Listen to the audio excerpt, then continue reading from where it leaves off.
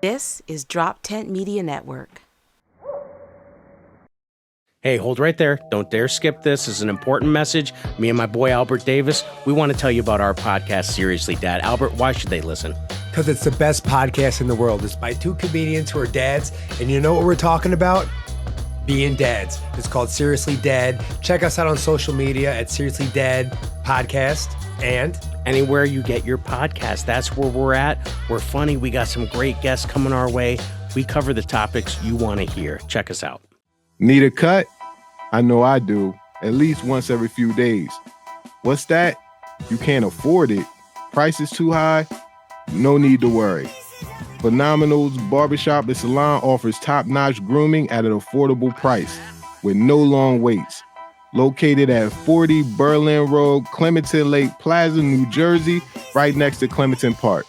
Call 856-782-4900 to set up an appointment, pull up, and walk out looking phenomenal.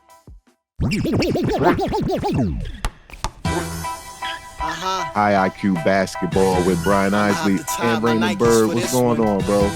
I'm gonna go for like a quadruple double.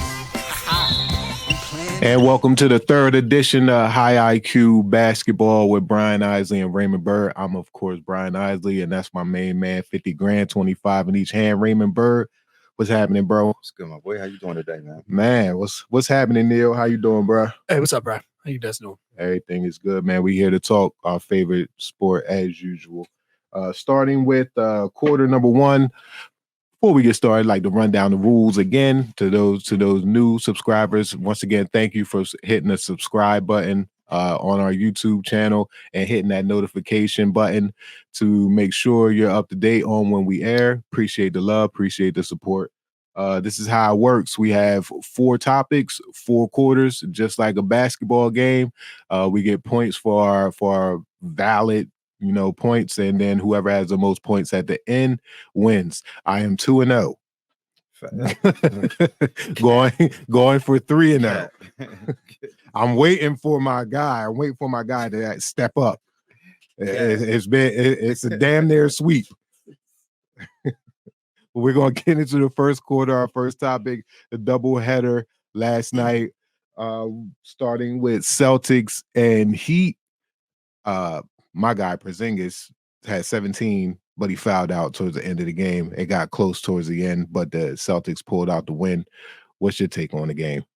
I mean, I think it's amazing how Miami, they go after Dame Lillard, they lose Strauss, they lose a couple of the pieces, they lose Vincent, they lose some of the pieces that were a big part of, them being able to get to the finals last year. Yeah. And you look at them and at first thought, it's like they're not in the championship picture. Like you think it's a 2-team race, like it's Boston and Milwaukee. And then it's only a regular season game, but it's a dogfight.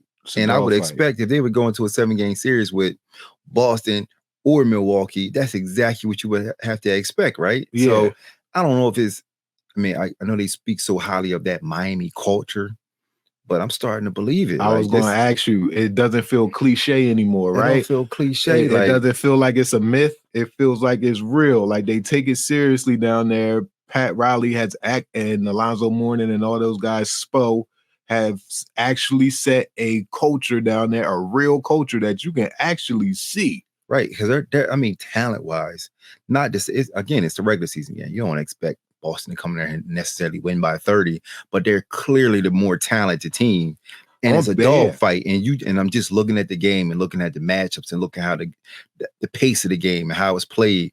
I think Miami would give them hell in a 7-game series. Like, it wouldn't be crazy, like, to see them knock them off. Again, right. Absolutely. So, that's what I took home. Boston, they won the game because they're the better team. Yeah. But my take was just that, that Miami culture thing is real. Is that they've been in the conference finals 3 out of the past 5 years, I believe. Is that the premier rivalry in the NBA?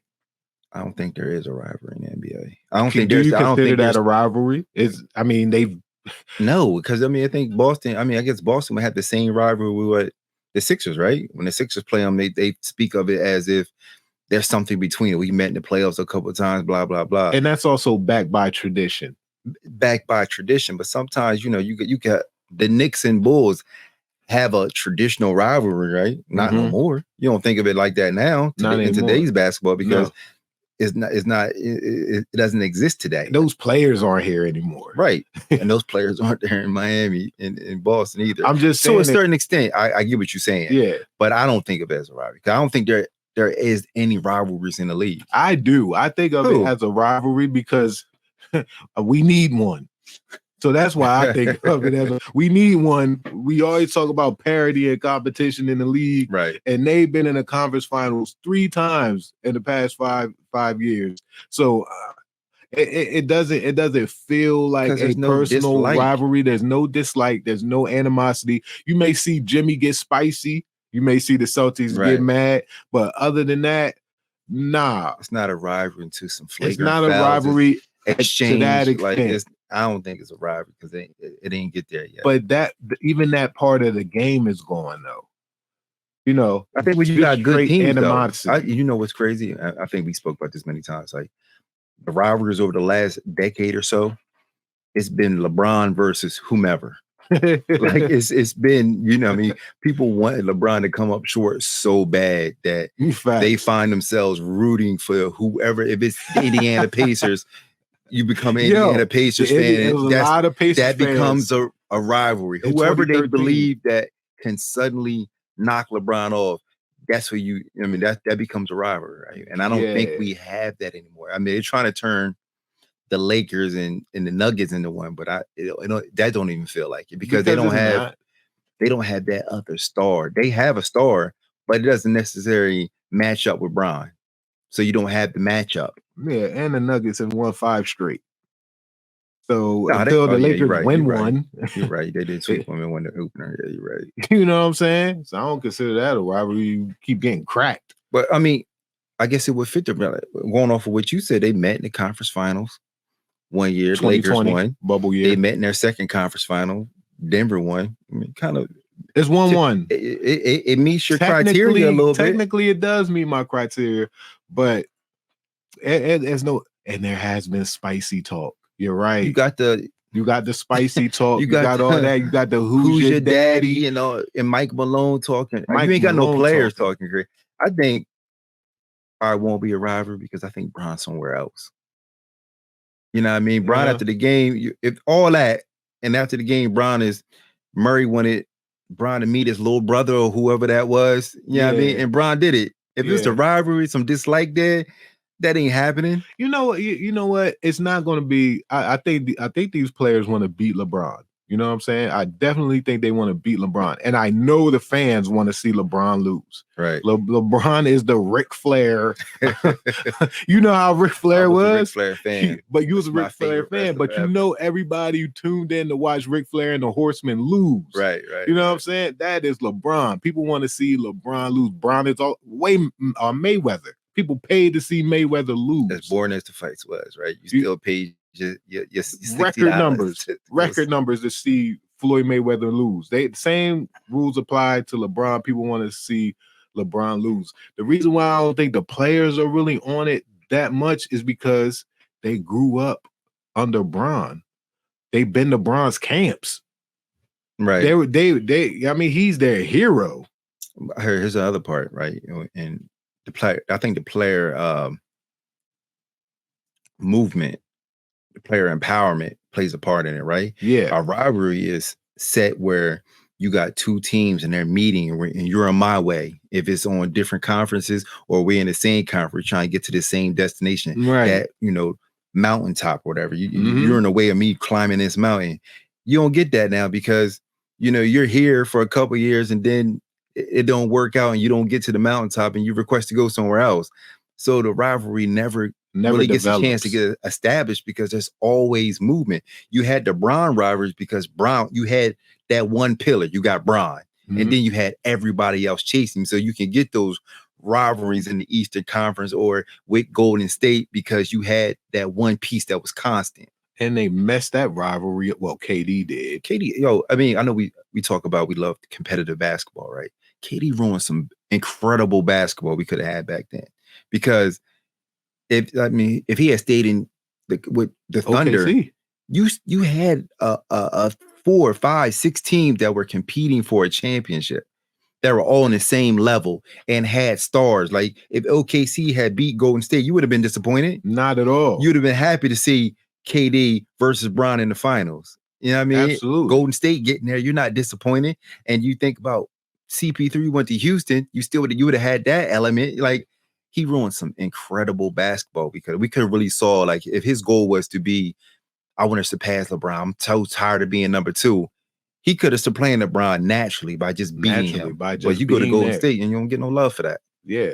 I tell people all the time, I don't care that he left Oklahoma City. That's not my issue. It's where he landed. It's 2 places. You can't go to Cleveland and you can't go to Golden State. Right. That's it. You can go anywhere else in the league. Anywhere. You could have went to Houston and I would have been fine. You could have gone anywhere else in the league and played ball. You could have went home and Washington at the time seemed like a good destination. Where that's home. They had Bill and they had Wall. You know what I mean? There was rumors that was on the table. He could have gone anywhere else. He could have went to Boston. Could have went anywhere else. Agreed. But you decided to go to Golden State, and that's what made it unfair. Porzingis, 30 in the first game, 17 yesterday. Fouls out. Bam was attacking him crazy. I told you, boy, sweet. He's not sweet. He's sweet. He's not. He's sweet. He can play. He's sweet. And you get to a point. If they would have matched up with Miami in a playoff series, you would get a lot of that. You'll get a lot of that because Bam got some fight in him. Bam got fight in him, and Bam can play. Can't guard Porzingis. No different than Porzingis can guard Bam. No different. So they, again, like I was saying, in a reason why I say we're not 2-0. Go back to another point I made on a previous episode. Why it had come down to the stars versus Porzingis, because he's a wash. You match him up with Porter, it's a wash. You match him up with Bam, it's a wash. It's not 2-0. It's a wash. It's not. It's 2-0. It's not 2-0. First it's episode was 4-4. So it's really 101. It's 2-0 me. 101. Look, it's camera time. It's my camera. It's 2-0 me. I'm looking for him to get his first win. You say facts, right? You say facts always win. Facts right? always win. Go back to episode 1, fellas. It was 4-4. So you can't be 2-0 if it was 4-4. Man, shut up. Man. We're gonna move on to Warriors versus Kings. I think you got an issue with me about that game. Yeah, I put some money on these boys because my man was so. The Kings is ready to climb a little higher on the mountain, and I'm like, nah, Golden State knocks them off. But he convinced me. Not necessarily just for that game, but that they were the better team. And I put a little bread on them last night and they lost. How did you take me saying that if they meet up in the first round? I just took that you said that they were the better team. It's a regular season game. It was the opener. Wasn't it their home opener? Their home opener. You lost to them in the playoffs. I'm like, all the energy is supporting them, beating them tonight. Not necessarily. They're not going to. If they play 4 or 5 times on the regular season, I'm not saying they're going to win every game. I'm just saying on this particular night, my man he convinced me that Sacramento was the better team. And in that particular environment, coming off the loss in the playoffs, you know what I mean? I'm like, all right, they're going to get them tonight. Let me put some bread on these boys. And you disappoint. Go back. That's why really is 101 me. We're going to go back technically. First episode was 4-4. Next episode was me then. Here's why I don't think you should have bet. You shouldn't have bet on the Kings. You just said that the Kings had all the motivation in the world to knock off the Warriors in that game. So did the Lakers. And the Lakers lost to the Nuggets. They were on the road, though. So why would you think... Again, you got all the facts. Like, you always talking facts, right? I do. I love facts. Facts on it. Sacramento was at the house. Your home opener for the season. Like, everybody's excited for their home opener. Yes. Right? Football, any sport. Your home opener is special. Word. You're coming off a loss in the playoff series. Disappointing 7-game series. Yeah. Competitive series. You feel like you're better now. You got them back at the house. You got your revenge factor. I'm like, all right, they got them tonight. My man said that they better. I'm like, all right, cool. We throw a little change on them. And they disappointed me as well as you. Curry had 41. It looks like Curry is like Hit him with the night. I know y'all on your way. Not on my watch. You dropped 50 on them the last time you played them, sent them home. They dropped 41 on them to remind them that I'm still that guy. He that guy. He that guy. Man. And whew, did Dre play? I don't think he did. It's wild. It's wild how Curry is just like with this team specifically with the Kings. Like he's the reason why they won that series. Yeah, I'm gonna tell you one of the reasons I think they lost. Monk only got 4 shots. Okay, that's your firecracker. You know what I mean? If you told me Monk was 2 for 10, I can accept 2 for 10. Mm-hmm. You had a bad game. 2 for 4 ain't enough shots for him. Not nearly. That's your 6th man of the year candidate. He should be getting 10 plus shots every single night. Agreed. That's the end of quarter one.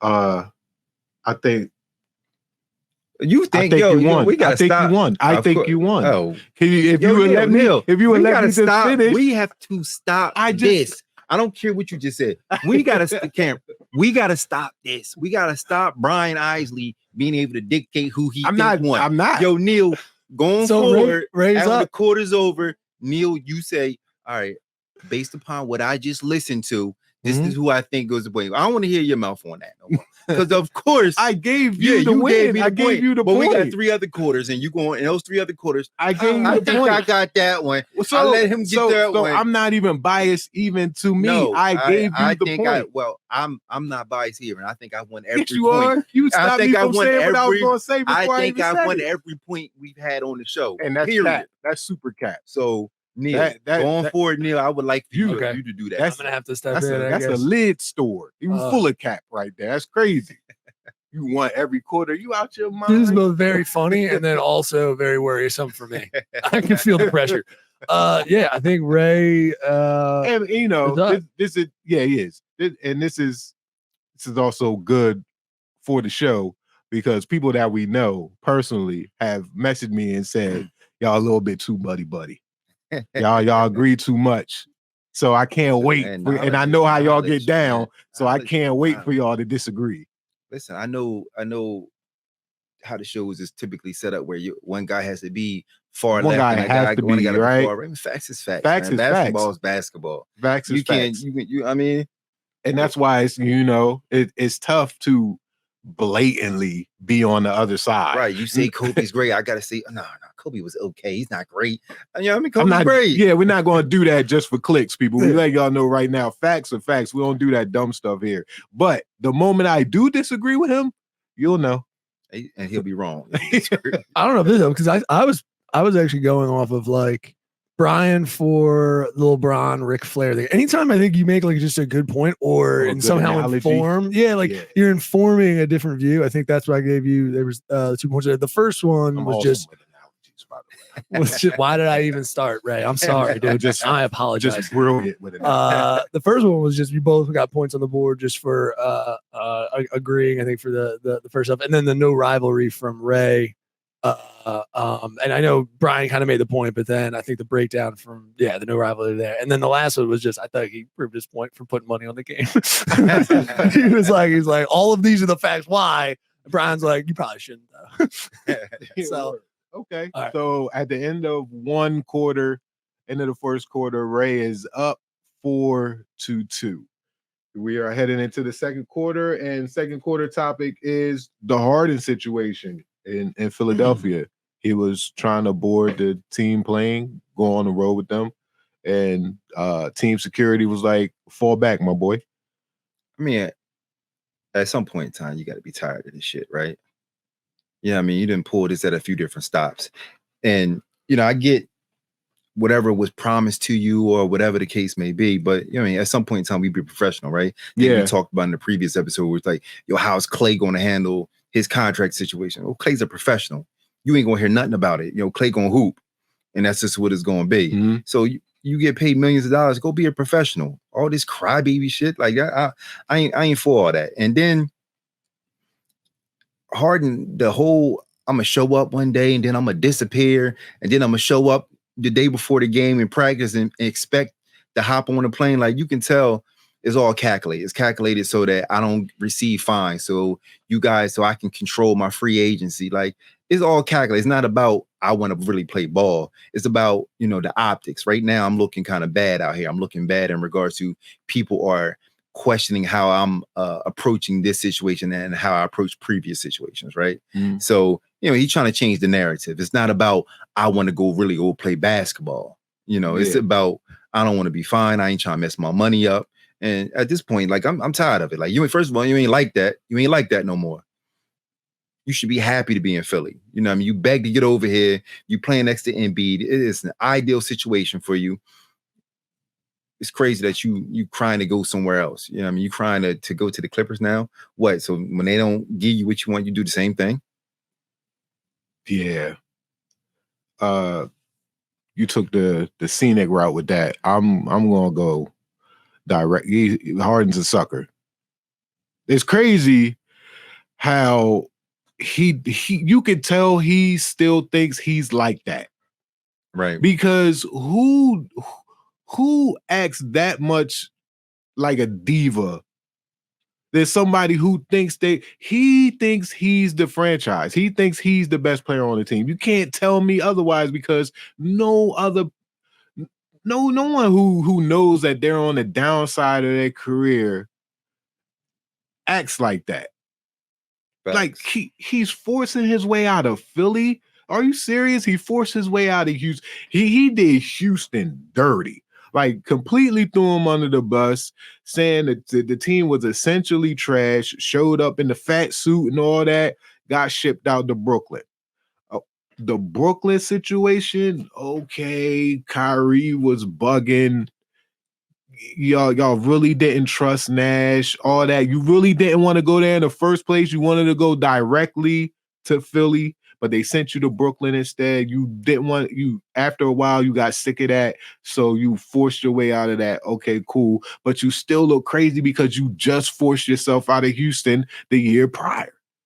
See, one of my biggest issues is like you say, he's not, the writing's on the wall, right? You're not the player that you were in Houston, and you find yourself in Brooklyn, which, if you understand who you currently are, you're not Houston James Harden. You're not that anymore. You're not the guy that's going to go get 40, 50 anytime you want. That's not what it is. So Brooklyn situation was actually ideal. You got these two killers next to you. You could run the point, and there's no pressure on nobody. If they come up short, nobody is pointing the finger at James Harden. So it was an ideal situation. And if you remember, when he first got there, it was a seamless fit. They was out there running and gunning. You was having like 15 dimes a game, and Kyrie and KD was killing.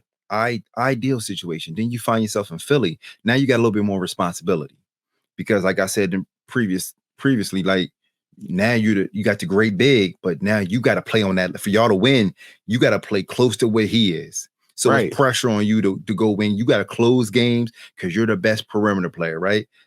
Doesn't work out the way you expect it to, but still an ideal situation. You add James Harden to Philly, they're in the mix. And for you to cry to get up out of there, especially when you go back to the offseason, where there's rumors that they had a max deal on the table for you for Houston. You was going to get your money. You was going back, crazy that they wanted you back, but you got a chance to go back to Houston, be the veteran in the locker room, be the point guard with these young monsters next to you. Yeah, running gunners. Yeah. And you go in there talking about, well, my goal is to be the leading scorer. That's why you could tell that he don't understand where he at in his career right now. He doesn't. So at this point, it's like, little baby must be gassing him, man. Something. I don't get it. Like, don't get me wrong. I think the Clippers situation is similar to what he had in Brooklyn. So I think it works. I think he goes over there, and it's also a seamless fit. They need a playmaking point guard. That's crazy. Where does Russ go? Russ goes to the bench. You know what I mean? Like, that's what after being told when he got to the Clippers, he's not going to sit the bench. So you bring Harden in and he sits the bench. Westbrook is not going to be happy about that, bro. Right. Maybe it doesn't work because maybe now you got this turmoil in the locker room. I don't know. But in regards to a basketball sense, being next to Paul George and Kawhi, it works. Then Russ going to be calling Ballmer a liar. Not everybody in the league lying. Right. So, I mean, I don't know. It's crybaby shit. That shit. Play ball. You're getting paid millions of dollars. You're in an ideal situation. Play it out. If you believe in yourself as much as you seem to believe, like hoop. Take the Sixers to the conference finals. Take them to the finals. You know what I mean? Play your role. Absolutely. Like, and we didn't even touch on the fact that you pulled a no call, no show in Game 7 of the second round of the playoffs. Like, y'all had a chance. You had a chance to solidify yourself. You had several chances. You know, over the years, we haven't been on the air that long, but we've been talking basketball our whole lives. And one of the conversations we've always had is, I believe Harden is fool's gold. He is, but last year he surprised me. He had some, in regards to what his role is on that particular team. He won. My apologies. He won game point 1. Deduction, he get a point. He get a point deducted. That's it. Get a point deducted. I gotta learn that set all the time for that. But listen, game 1 in game 1, Embiid doesn't play. He carries them, gets game 1. Was it the pivotal game 5? He goes crazy. What he scored, like 41 or whatever? 40, yeah. Got it done. The rest got to be on Embiid. And what did he score in Game 7? Game 7, he didn't show up at all.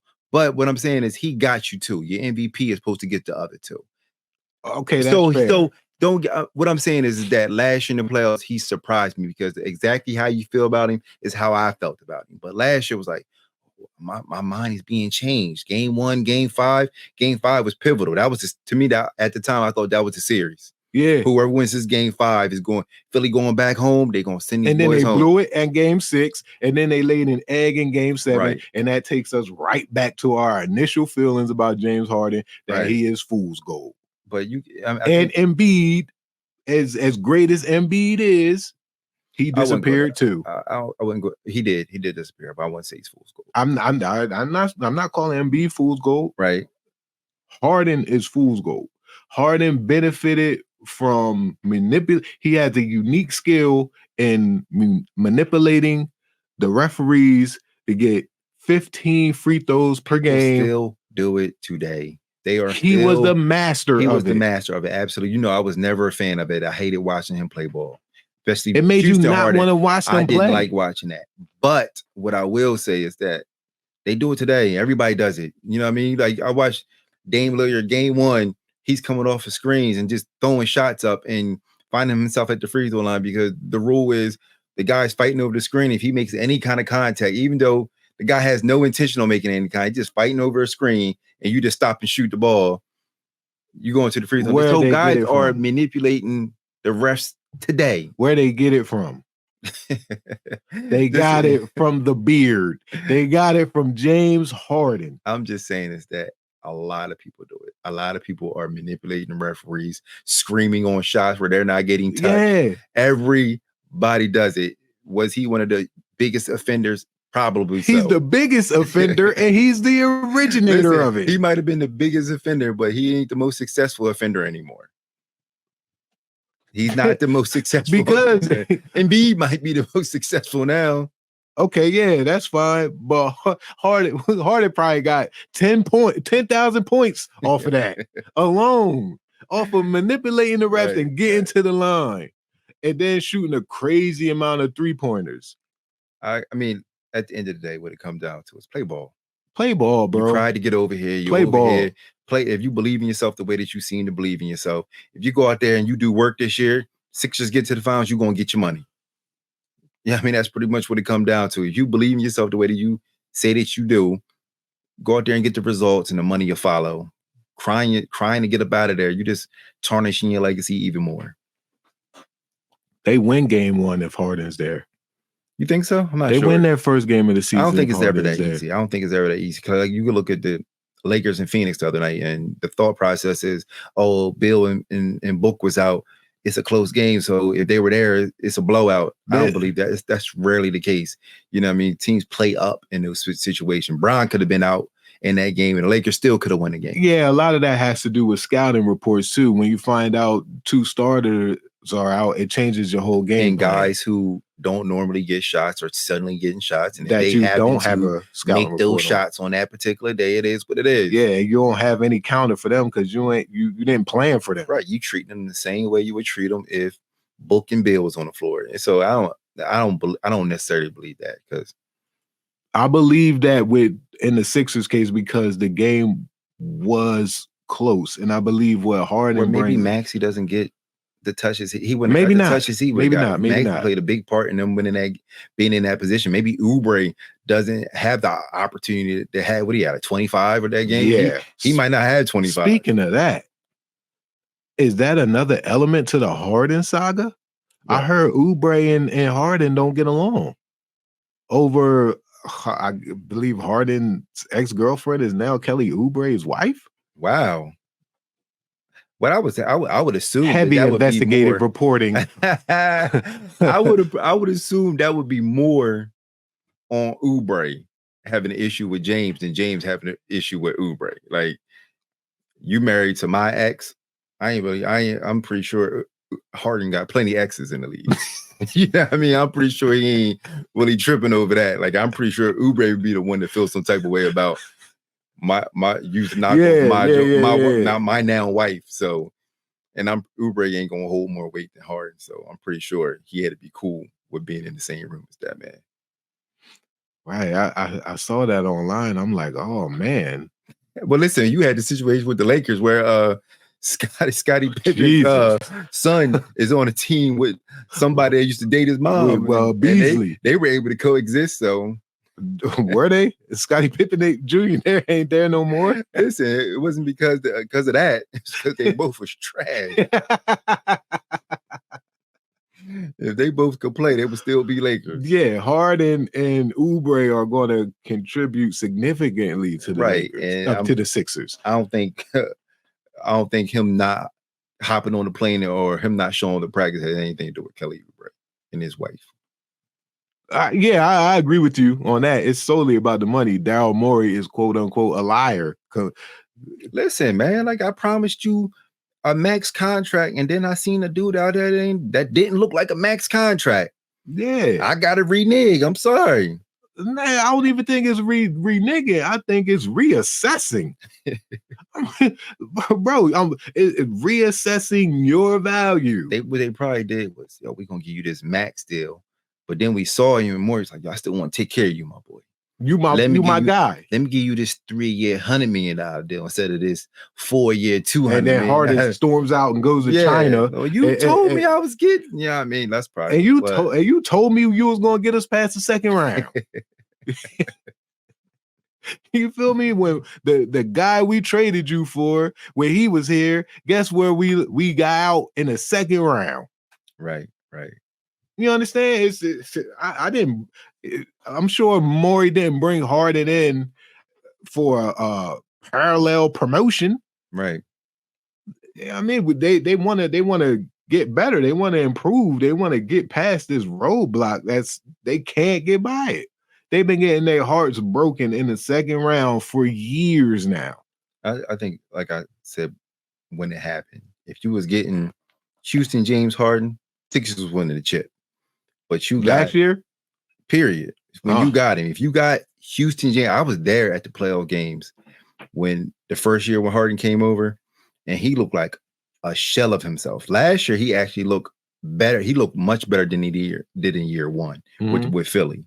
Year one in Philly, it was like, well, what did we sign up for? Yeah, it looked like Allen Iverson when they brought him back. Yeah, but Allen ain't had no expectations. Everybody was happy to see AI. it was just throw some asses in the seats. It wasn't about winning no chip. AI was so happy when he came back. He kissed the Sixers logo on center court and everything. I was not. At the end of the second quarter at halftime, we are tied 5-5. You would be up 6-5 if you kept your damn phone off. I gotta change that alarm, man. It's life, man. Life be life. Life be life. Life still happening while the show going on. I'm sorry. Life be life, bro. Facts. But you still lost a point. We're heading into halftime. We'll be right back after these messages. This is halftime, and halftime is sponsored by If You Know, You Know Trivia Games. This is a trivia game created by a great friend of mine and friend to the show, Saquon Gillette. If You Know, You Know is a 90s to 2020s hip-hop and R&B trivia game. Is created by Saquon Gillette, as I said, it's Star Corner Production, Star Corner Games, and it's the game you never knew you needed. Guaranteed to have you singing, dancing, laughing, and reminiscing. You'll probably learn something too. In the most fun way ever. Is for ages 13 and up, because you know with hip-hop we have explicit lyrics. But yeah, If You Know, You Know trivia game. Get it on Amazon and wherever games are sold. That is our halftime sponsor. Shout out. And we are back. This is High IQ Basketball with Brian Isley and Raymond Byrd. We are headed into quarter number 3. The score is 5-5. We are tied at 5. Quarter number 3, the NBA is in some hot water. They're investigating Harden, but the NBA is being investigated themselves, and it's concerning Ice Cube's Big 3 3-on-3 basketball league. According to TMZ, the NBA is under investigation for seemingly and allegedly telling sponsors to withhold their partnerships with Ice Cube's Big 3 league. Your thoughts? My biggest issue with it is that, I mean, everybody who's involved in the Big 3, with the exception of probably Ice Cube, are former NBA players. The Correct. coaches are NBA players. You got Hall of Famers who are involved in this league. You got guys who are, future Hall of Famers who are participating in the league. You got guys who've fallen on hard times, who are, being resurrected and get a chance to do something that they love once again in this league. And it's like, why would the NBA block that from being successful? Why would you do something that's going to hurt guys who have participated in what the NBA has currently become? And so why would you want to stop guys from, getting a paycheck, guys from being able to do something that they love? It doesn't make sense to me. And it really doesn't feel like it's even something that's a threat to the league. The guys who are participating in the Big 3 are guys who are either trying to get back in the league, who are trying to, put their skills on display so they can get another chance to get back in the league, or guys who once played in league are past their heyday and would like to still be at the display that they still can play basketball at a high level. Right. So it's like, why would you want to block that? Why would that appear to be a threat to you? Yeah, it's not. I think they should partner up. If anything, I don't think it's a threat at all. Number one, they don't even have the same schedule. They don't play at the same time. So it's not direct competition at all. The Big 3 play in the summer when the NBA is off. It provides more basketball for basketball craving fans who want to see basketball year round. It's a totally different format. It's not the same game. They play 3-on-3. The NBA plays 5-on-5. There's different elements to the Big 3 that have nothing to do with the NBA at all. And like you said, there's ambassadors for the league, ambassadors for the NBA that are also employed by Ice Cube's Big 3. You would think it would benefit both parties to have some kind of partnership. Like this from basketball is in general, right? The thing that makes basketball so popular is that even when the season's over, basketball is still at the forefront of all the headlines, right? Facts. In the off season, you're talking about if someone's getting traded, even though we don't like to see guys complaining and forcing their way out. This hard thing is it forces you to talk about basketball, right? Mm-hmm. So if the Big 3 is just an extension of that, you're in the off season and you're talking basketball. So, I know a lot of people were just saying that maybe because it's Ice Cube. Maybe he got an issue because it's him. I don't know. Because like you said, it's not a threat to what the NBA is. You know what I mean? And I don't feel like it's necessarily going to be something that's going to feed the NBA. I don't think you're going to get many guys who are in the big three that are just going to funnel. It's not going to be a funnel to guys showing their skill set and getting into the league, but it allows you to continue talking about basketball when basketball is not going on. Just another conversation to be had, which is also just going to feed the league. That's talking ball all year round, just going to feed the league. It allows you to compete with the NFL and baseball and so on and so forth. So why would you want to stunt your own growth? Why would you want to hurt guys who've contributed to what the league is today? Because that's all that the whole big three is all former NBA players. Right. All guys who have played in the league at a high level or guys who came and went in the league, but at some point in time contribute to what the NBA is. Yeah. Why would you want to stunt that? You would think that the NBA it said that also that the NBA holds back current players from playing in the Big Three. With the exception of Jaylen Brown. Jaylen Brown played in the Big Three this year. I wonder if he was allowed to do it because he was in between contracts. Maybe it was in between him signing his new deal. So maybe he was released to do. Maybe he wasn't under any obligations to not to anybody. It's for someone to tell him he can't do something. Right. I wonder if it was before the big contract signing and he decided to suit up for Ice Cube. Yo, Ice Cube was so ecstatic when Jaylen Brown actually showed up. That's love. You coming out here, you ain't got to go crazy and put yourself in harm's risk. Hey, he didn't. He did the bare minimum. Right. You come out here and us being able to say that, like, it's like when AI is coaching, where AI came back for a game or two and found out he wasn't ready to do that.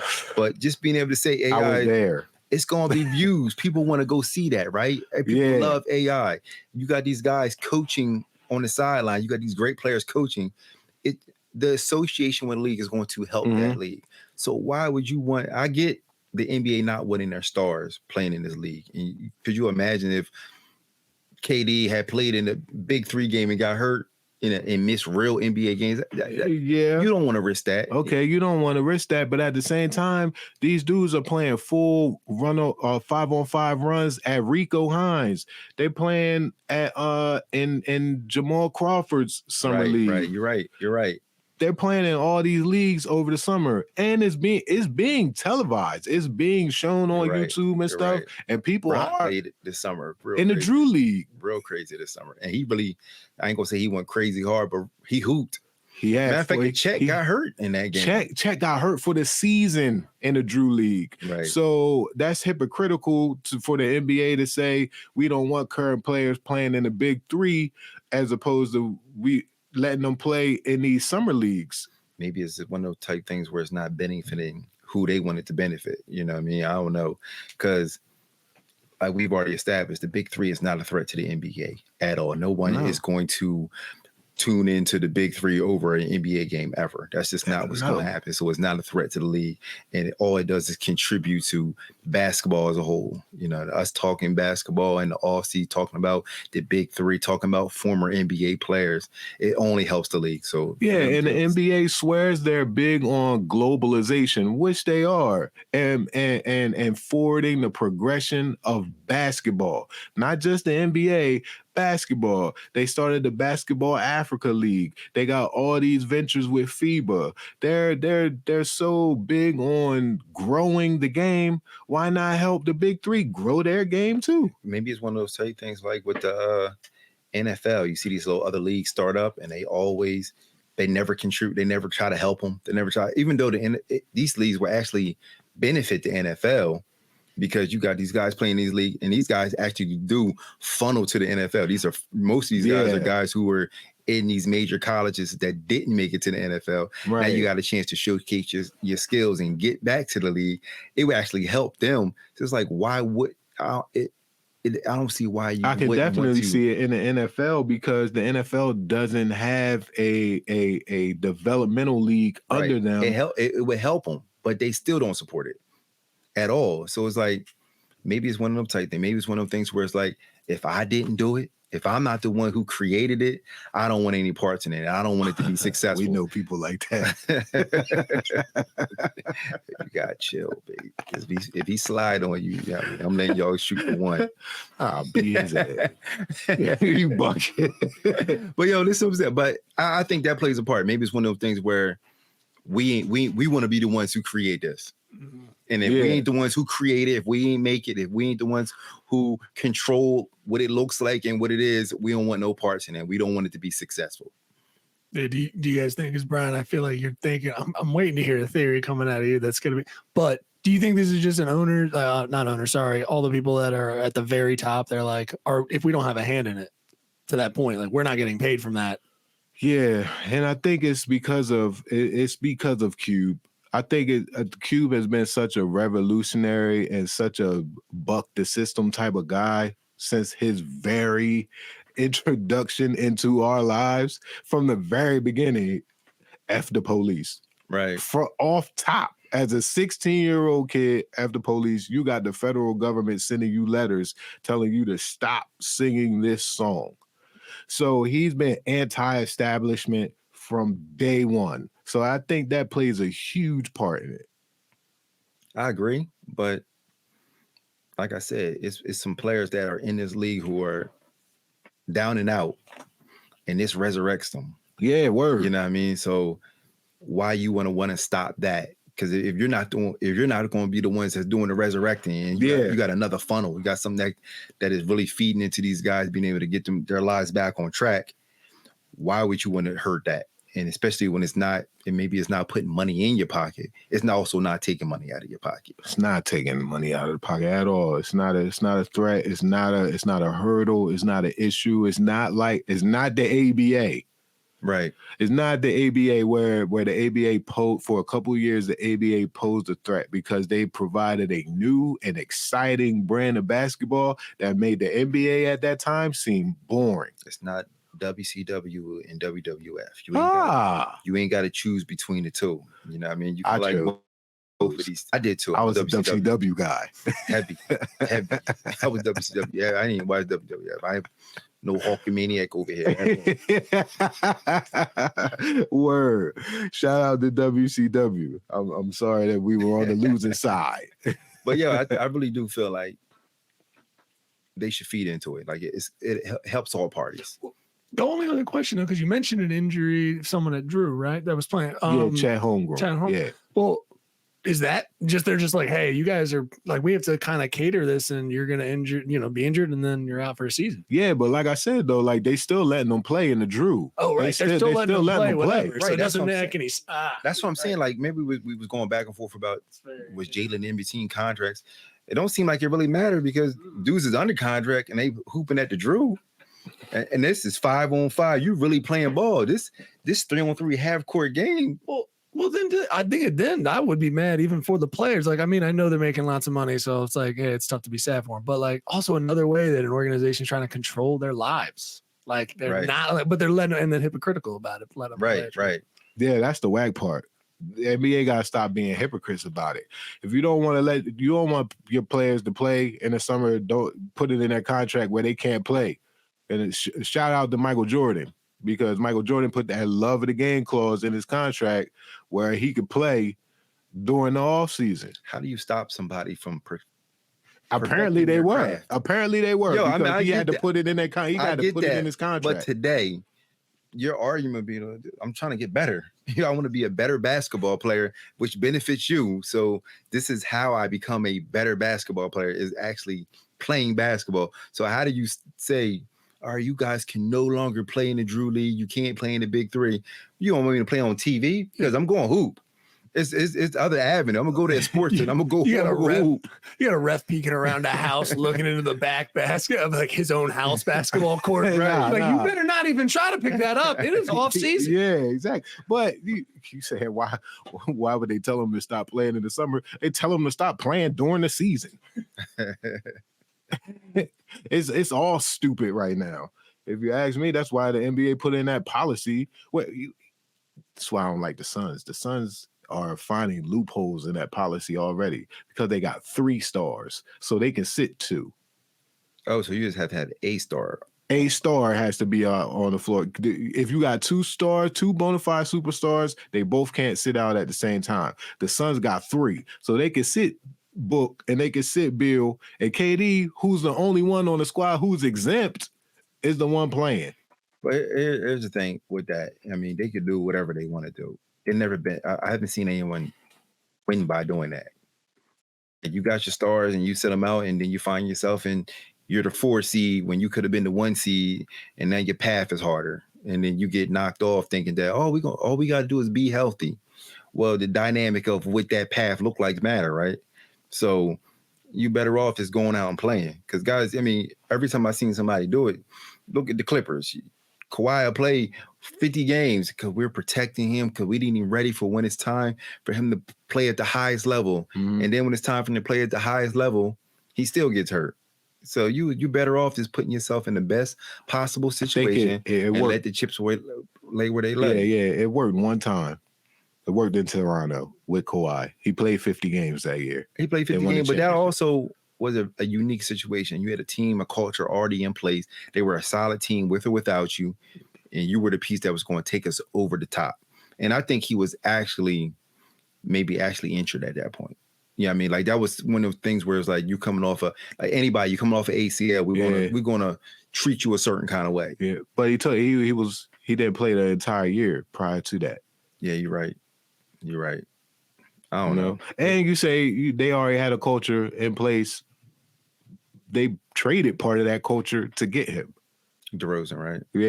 Yeah. I mean, but you think go back and look at that team, the games that Kawhi didn't play in. I'm pretty sure they had a winning record. Yeah. They were a solid basketball team. That's true. They were playing good basketball overall. They weren't going to win a chip without Kawhi by no means, but I guess they were definitely in a position where they could sit him and keep their head above water. So this quarter is about to end. We got 30 seconds left. So we're in agreement. I think we're all in agreement here that the NBA is tripping. They tripping. Like you're not just hurting Cube. You're hurting these former players. Like people are getting a paycheck from it. People are being employed by the big three. People are resurrecting their careers. Their love of basketball is being renewed by being able to play in the big three. So why would you want to stop that? At the very least, like your former players who have contributed to what the NBA currently is are making a living and getting to do something that they love again.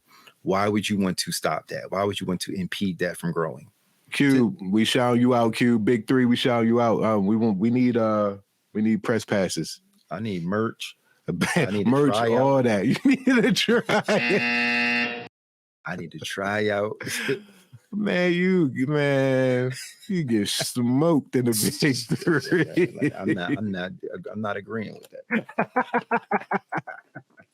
You had to agree. What do we say at the beginning of the show? Facts are facts. You get smoked in the big three. Whew, we are headed into the fourth quarter. It is crunch time. We're still tied 7-7. I owned that quarter. Neil, I owned that quarter. You did not. Dude, Neil, think about how I led off with the former players being employed at their love of the game being renewed. That is the basis of the whole. Everything we all talked about was along those lines. But I took it back to why Cube has been ostracized and alienated from day one, from its NWA roots. That's a fantastic. About Cube, I kept it on the point of the actual league. It was about the league being. It's his league. It was about the league. It's his league. It's Ice Cube's league.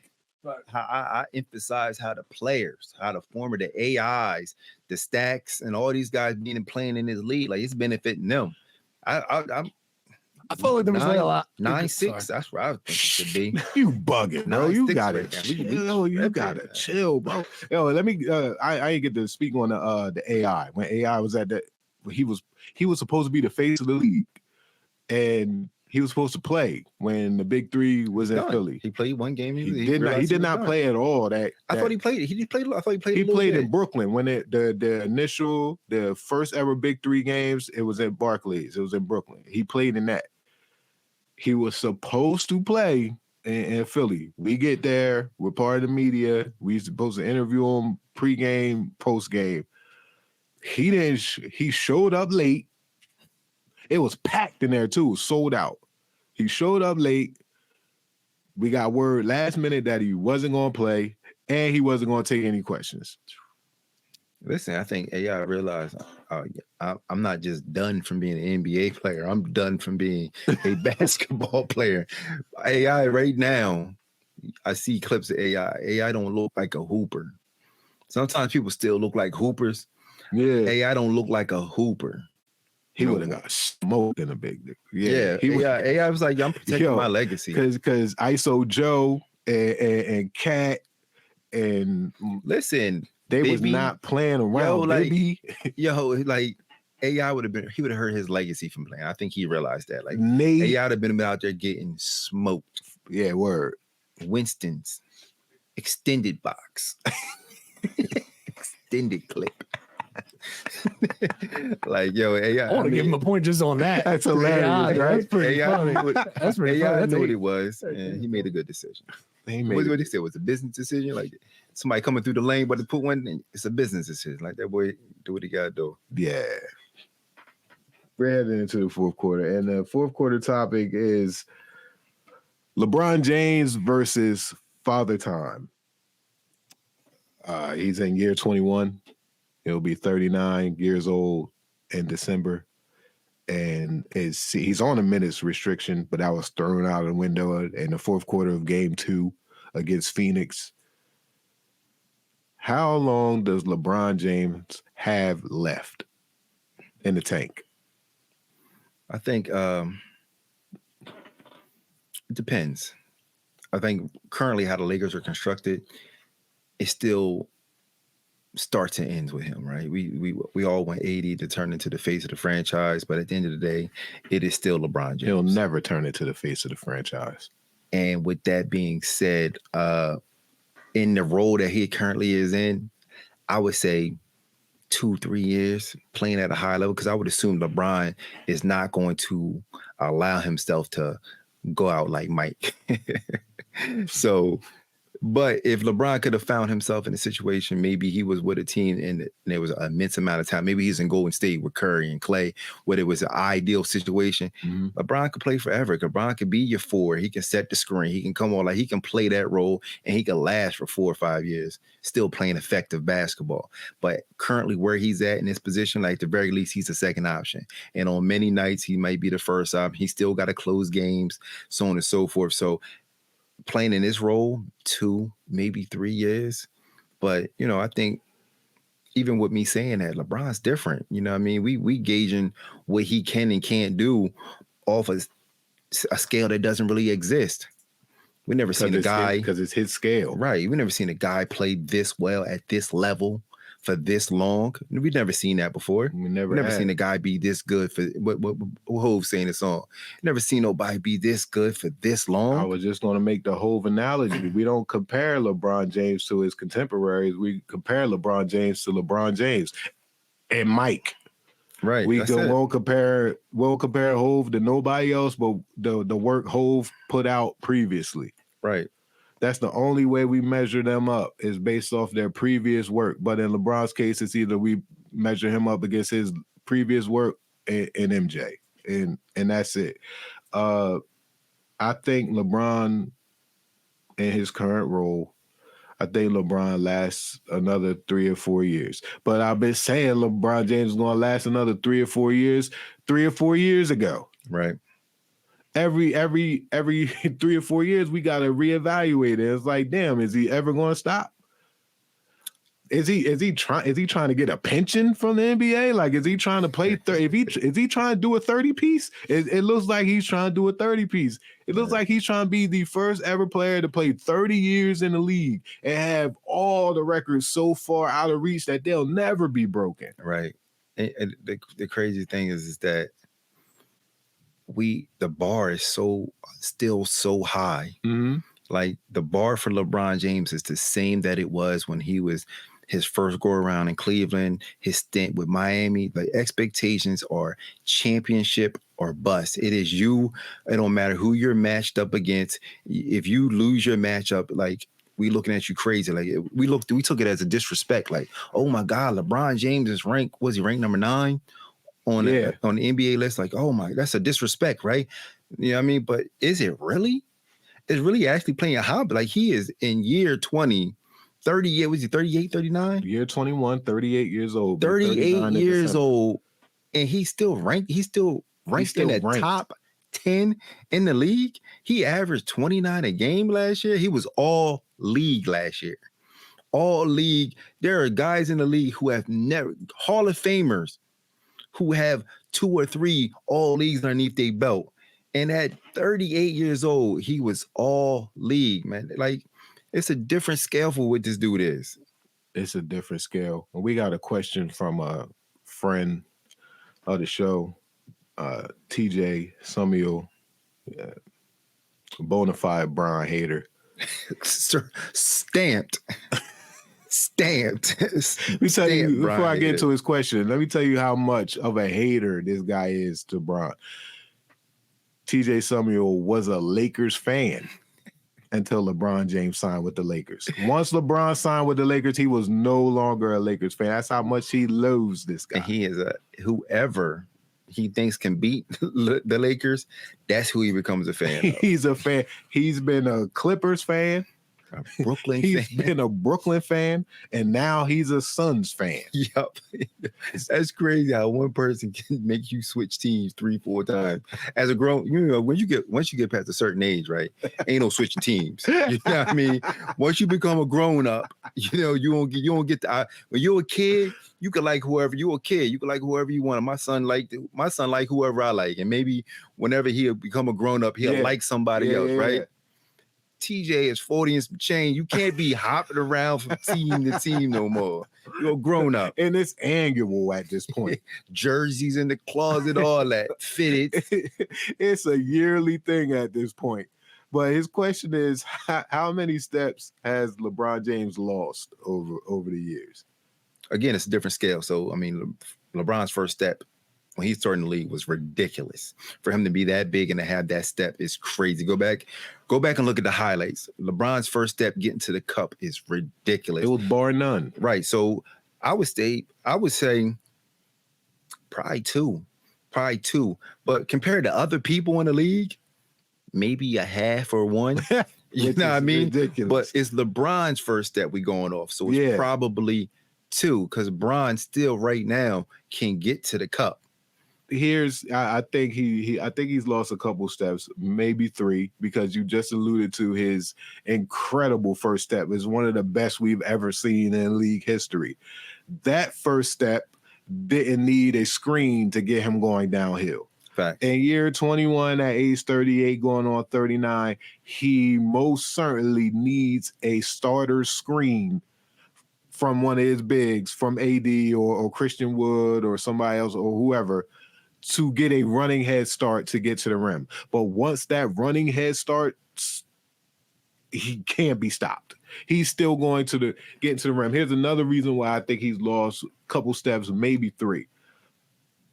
Once he blew by somebody with his first step in his prime, it was hammer time. Now it's a layup. I mean, that clip we're going to go to at some point.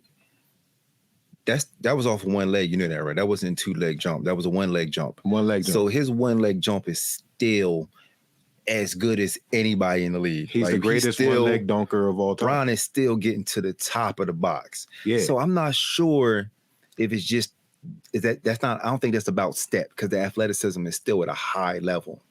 So I think he can still. I think he be making business decisions. I think he makes business decisions. Like, I ain't trying to get hurt. I think he can turn that thing over anytime he wants. Because that's 1 leg. That is, I had a chance to see that thing coming, and I got up. That wasn't a 2-leg jump. That's a 1-leg jump. Right.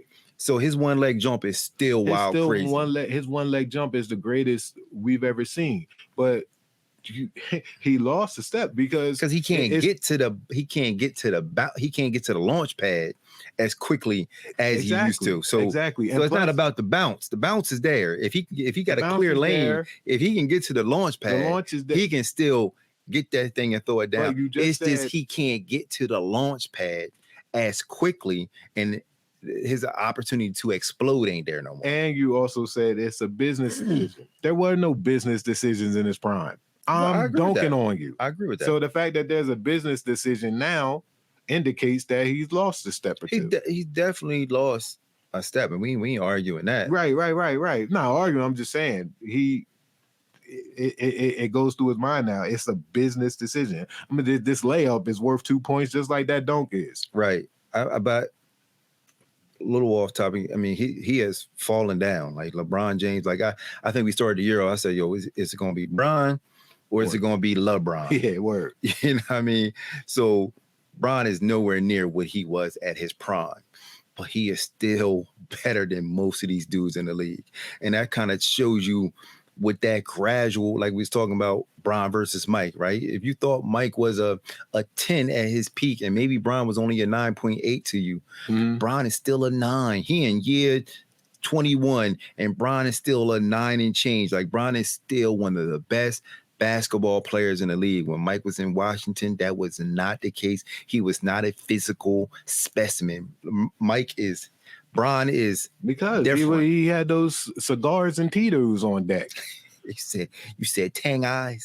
Tang eyes. His eyes. He said he had a bottle of Mad Dog in his lap. That was the problem. To his credit, in his last season, I think he played 82 games. He played 82. I mean, all right.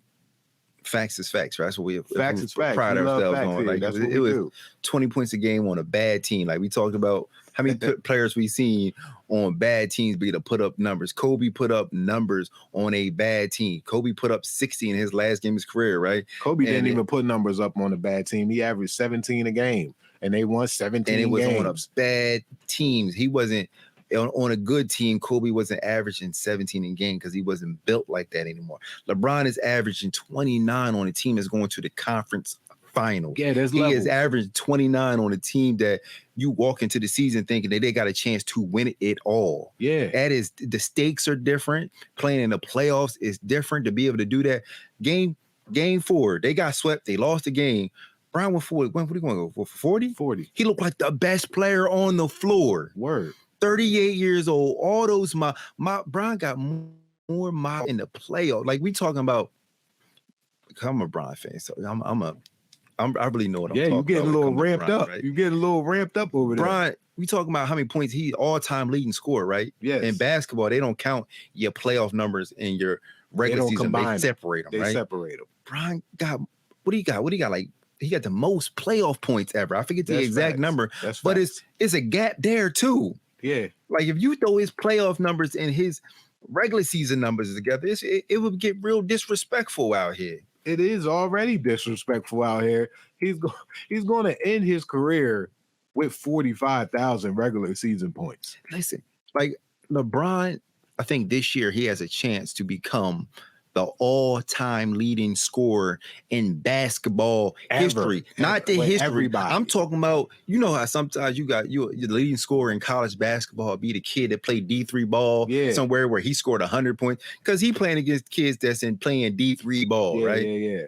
Versus the kid playing D1 ball. You never regard them the same, right? Right. LeBron James has the opportunity to be the all-time leading scorer in basketball history. Anybody who's ever played basketball at any NBA, level, FIBA, anywhere, China, you know what everywhere, I mean? So everywhere. This dude is different. The scale that we gauge him on, the people that we are trying to compare him to, is just different. At this level, at where he's at currently in his career, we still hold him to a level of excellence. Like, yo, Brian, if you don't win the chip, if you're not the reason y'all win the chip, we're gonna look at you wrong. Yeah, fact.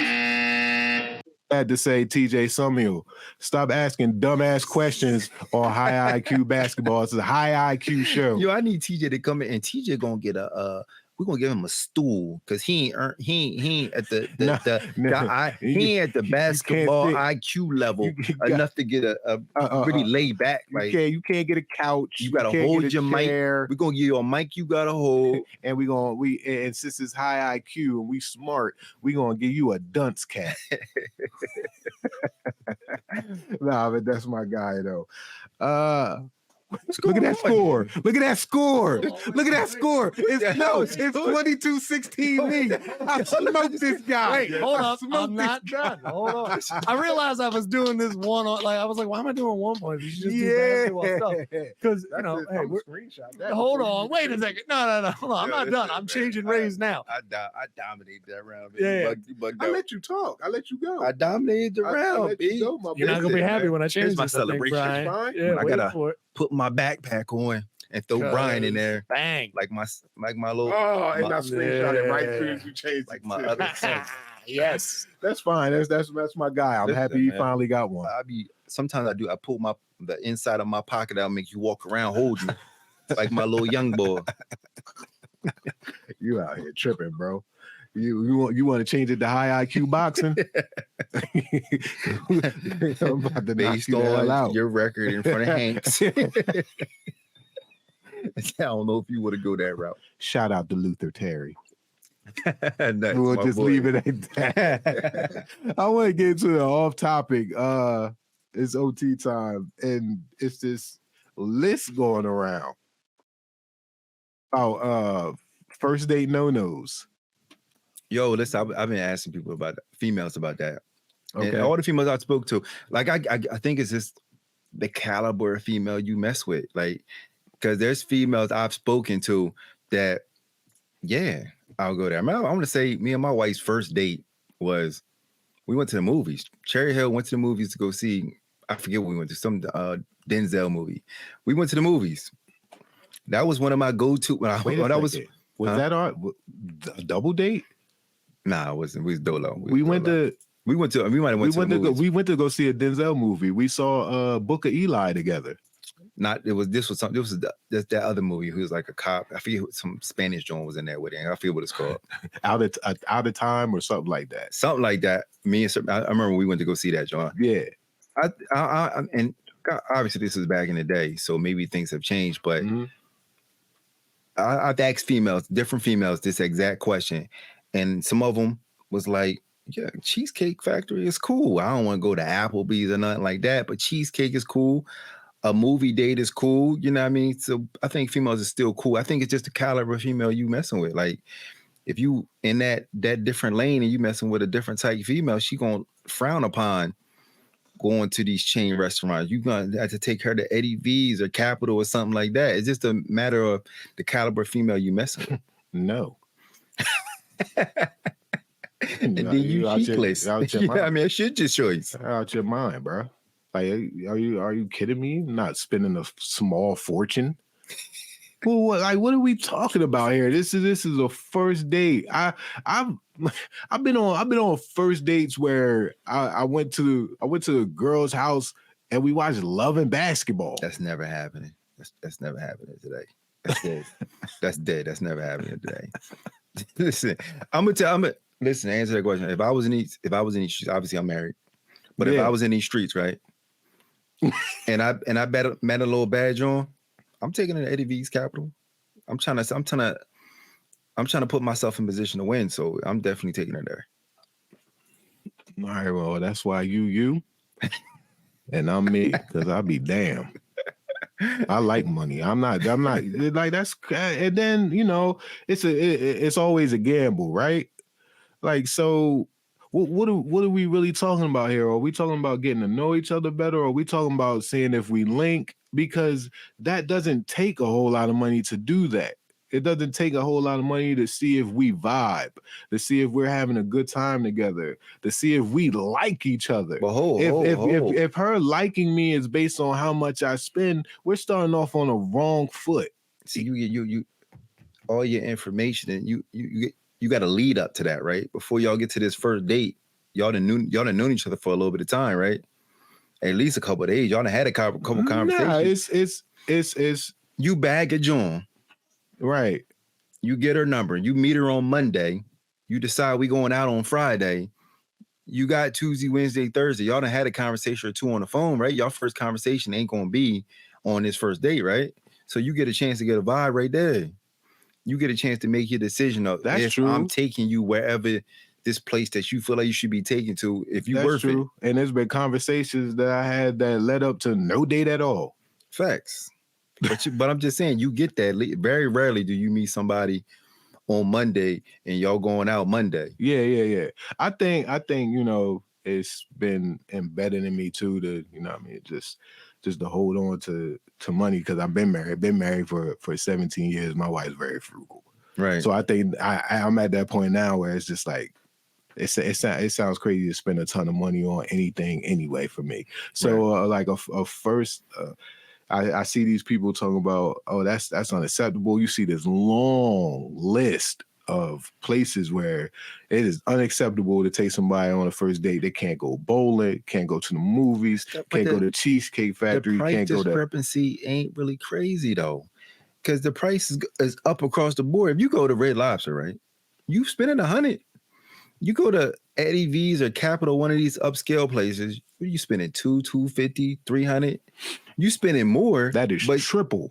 You're spending more, but it's not like you spending 1,000 versus you spending 100. My boy, you're in the ballpark. That is, you can tell my man's just getting to it because he don't give a damn if you spending triple on one day as opposed to going to another day. Neil, I'm talking about you want Neil. Let's get a time. Let's get a time. Stop trying to manipulate. I'm not trying to manipulate Neil. Neil's a grown ass man. You had a bad one. She's beautiful, and you looking at her, you're like, yo, I want that. She's beautiful, and you know she's up. So soon you saw her, you knew what type time she was on. She's beautiful. She comes from it. You know that you need to impress her. You know Applebee's ain't gonna get it done. Where you taking her? You in Philly. So where you taking her, Neil? I got a sense, but hold on. Well, yes, okay. Yeah, you're right. I mean, I would, but she's beautiful. I'm taking her somewhere upscale. Like, especially if she felt like if I got the sense that she was from it. But I will say, yes, I will give you that. I will give you that point. I will say though, it does come down to whatever I said leading up to that date. If I'm getting a sense that she's cooler past the physical shit, like, you know what I mean? Then I don't know. I might fuck with her head a little bit. But your first date is your first date. Yeah, true. I know there's so much pressure. You're right. Listen, after I would try to do meet, something respectful. You bad. I'm gonna take you somewhere upscale. And once we get the vibe, we done had a good time. Right. We found out we like each other. Now we cool now. We can go to the movies. But that first date is, I'm trying to impress you, right? And especially if she's beautiful, you definitely gonna want to impress her, right? You gonna spend that money. Yeah. You gonna make that investment. Yeah, you're not wrong. She better like me for me. I don't give a damn what y'all talking about. See, that's and my formula has worked out. Listen, man, I've done the upscale. I've taken Jones on ice cream dates. I did all that. I'm just telling you, made a badge on it, and you looking at her like, yo, that's a 9 and change. You ain't gonna have no problem taking her to this upscale restaurant. All right, then you make that first impression, and then things advance and things get serious. You go to the crib, and the crib ain't got the standards of where you took her to the first day. The crib is trash. You on the outside you look great and all that, but on the inside you know what I mean? Like we all been there. We all seen that where we put someone on a pedestal, and it turns out that they don't deserve that pedestal at all. They don't even deserve a footstool. Listen, you absolutely right. There's gonna be times when you can't get that money back. You meet this beautiful woman, and on the outside she presents herself as one thing, and then later on you find out, like, yo, you had me taking you here when you used to Applebee's. You know what I mean? Yeah, that's your regular, but you saw me and had me treat you. I dig what you could have got the Dollarita and got the same place you would have if you would have took her to Capitol. But you don't know when you don't know. And for the most part, I'm gonna say you kind of get the vibe. Like you meet a beautiful woman, and you can get a vibe from what she on, and you know off the top where you need to take her to. Some joint that you can meet, and you know they're gonna be cool with cheesecake. Some girls is gonna appreciate cheesecake. Word. Then some females is not. Well, the hell with them. How dare you? Who the hell do you think you are? It's ridiculous, bro. The list ain't wild crazy. Like I'm not taking nobody out. I don't care who I meet. We're not going out to Applebee's. Right. I'm not taking nobody to Applebee's.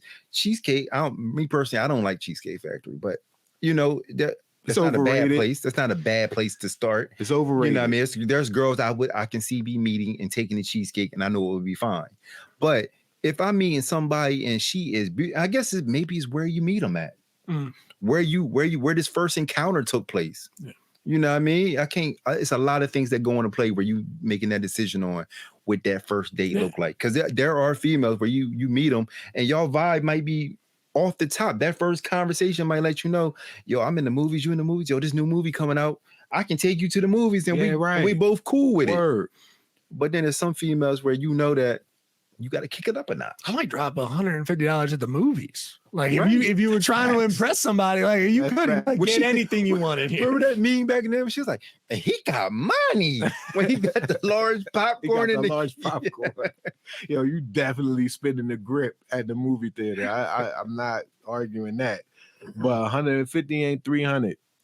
Listen, the standard 300 is double. The standard is what it is, and I know you saying what you wouldn't do, and maybe you're looking from the eyes of a married man. But if you was in these streets and you met someone you thought was beautiful and she was bad, I guarantee you will find yourself at one of these upscale restaurants on that first date, making that decision. You would be spending that bread. You would. You are a man, and our number one goal when we wake out of bed is we controlled by this one thing. And I'm telling you, we are controlled by one thing. And you would make that decision, especially if she was bad. You walked out of that situation like, golly, I need that. There's loopholes around that. It's called a hand. It's not the same. It's not a loophole. It's not a loophole.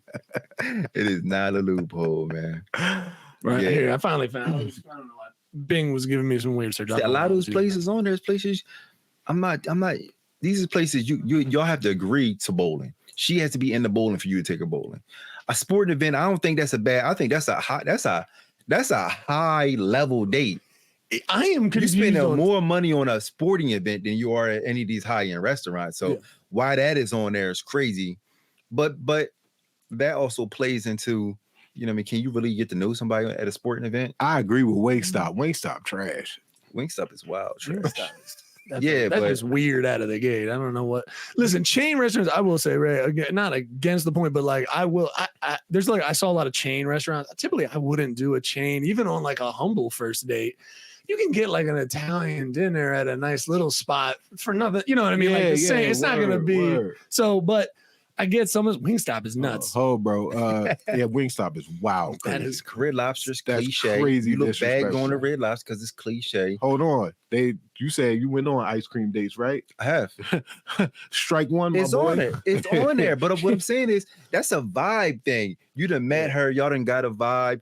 It's not going to be our only date. I'm gonna take you over here real quick just so we can have a little conversation. Churches wild. Churches is super crazy. Church is wild. The gym is wild. Y'all, who's doing this stuff out here? I don't know. What's that? Buffets are super. I would never do a buffet. It's super trash. That's insane. Yeah. But I mean, a lot of these places. I mean, Starbucks. I think you could take a joint Starbucks. You can. Again, that's all about the vibe. Y'all got a vibe already, and we just sitting out having a conversation. It's about us talking. We're gonna have another date. Y'all already established that we're gonna have another date after this. This ain't really our first date. We just want to have an opportunity to really rap with each other. Yeah. And I don't know why they got a sporting event on there. I think that would be a dope date. If you met somebody and say, box, like, you could do a whole thing. If I tell you we going to an Eagles or a Sixers game, I really rock with you. Yeah, word. Yo, like I rock with you more than I rock with you if I took you to Capitol Grill or something like that. Because I'm really spending a bag if we go to a definitely. You could really spend a stack. Yeah, because you're not tickets. You're not taking nobody on a date and taking them up in the bleeds. You're not doing that. I'm taking you getting we good lower seats. level. We in the 100s. Word. And I'm spending $300 to $400 a ticket. You throw fees in there. I'm at $800 to a stack. Parking. You going parking. Then you going want something to eat. You going want something. I'm at a stack. If I take you to a sporting event, that's because I want to go. I know you've expressed to me that you like sports as well. Okay, yeah, word. We gotta establish that because taking somebody to a sporting event, assuming they're gonna enjoy it when they don't like sports, is wild crazy. Yeah. But the one on there I see that shouldn't be cheesecake ain't bad. There's cheap. Listen, a lot of y'all showing up to these dates in your Sheen Fashion Nova outfits that cost you $20, and y'all complaining about going to Cheesecake. Y'all wild crazy. Y'all, if you got a Sheen set on, you should be at any of these 28 places, and y'all should be humble and go there. Y'all bugging. Females got a wild cheat code. Like men, it's like you gotta present yourself a certain way, right? Part of that, how you present yourself is what you have, right? That's one of our boxes that females check off. Well, as men, what do you do and how much you make? Right. When men, I don't care if I'm a billionaire, I could go through McDonald's drive-thru, see who I think is the most beautiful woman in the world at the drive-thru, and she might not be the one, but she'll have an opportunity. She'll have an opportunity to present her case. To change her entire life. Women can see who they think is the most handsome dude ever, and he could be at Walmart working, and he's checked off. I can't even entertain you. You're nice looking, but he a goofy. Right. He a loser, and he ain't got a shot in hell. Right. We make our decision with our eyes. Yeah. What we like? You know what I mean? Females make their decision based upon what can be done for them. Men are visual, logical. Women are more practical, right? Emotional. Right. I agree. Because if you got a Sheen, but this list is wild. Y'all need to cut y'all got Sheen fits on. If you got Sheen Fashion Nova on that first date, you need to be cool with any 28 of these dates. Yo, you could tell in the pic she ain't even like the boy to begin with. So she was looking for something to go off. She ain't even like that. Like, you ain't even like that. You should have been happy to walk. Let's not do this. We don't want to do this part, but he trying to get us canceled. The cheesecake and be humble. Well, here's the thing. This is what didn't make sense for the list, and obviously this is just clickbait. You know, this stuff just wants to be tossed around the internet, and everyone chime in, and that's the point. But what anyone's like, I would never just take you to one thing. Like, wait, I'm just going to Waffle House with you, and then we're leaving from there and going home. No one did. That's crazy, right? To me, it's like, no, we'll go get something to eat. We can go get a drink. We can go bowl. Like I usually, if I'm doing the little thing, it's anyway. That's why I think Russell it's ridiculous. Wilson just took Sierra to Waffle House. She said that was one of her favorite, but you can't compare that. That's his wife. If she said that the ice cream stand was her favorite place and he bought that joint out, that would be dope too. Yeah, word, that's dope. His joint. He closed the whole joint down. That's different. Right. I understand. It's still Waffle House at the end of the day. A bar for just drinks. That's a first date that's thing, a vibe. Right? That's a vibe. That's a first date thing, right? Like I just met you. You want to meet at this bar and we can have drinks? And drinks ain't cheap. Are you kidding me? I love that. Unless you go to Applebee's and get the dollar get the Dollarita. You get the Dollarita. Now your gut's bubbling. Don't nobody want to do nothing afterwards. Yeah, they bugging, man. Straight bugging. But thanks for your input, Neil.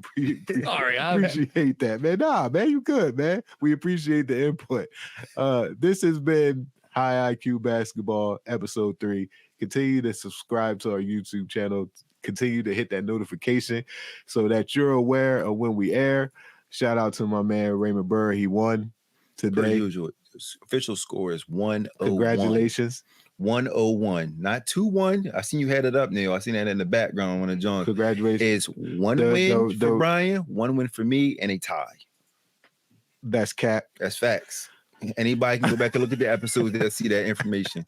Can I close out the show? Can I close out the show, my boy? I want to establish this because you be running with these false narratives. False narratives. We just established that we love facts. I'm not gonna run around with no false narrative. Listen, go ahead. We love close facts. the show out, man. Close the show out, man.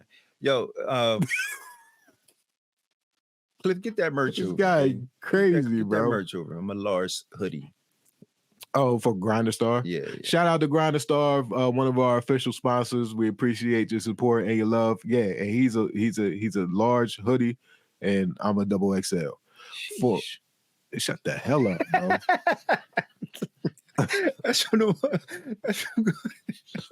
You must be going plenty Popeyes dates. It's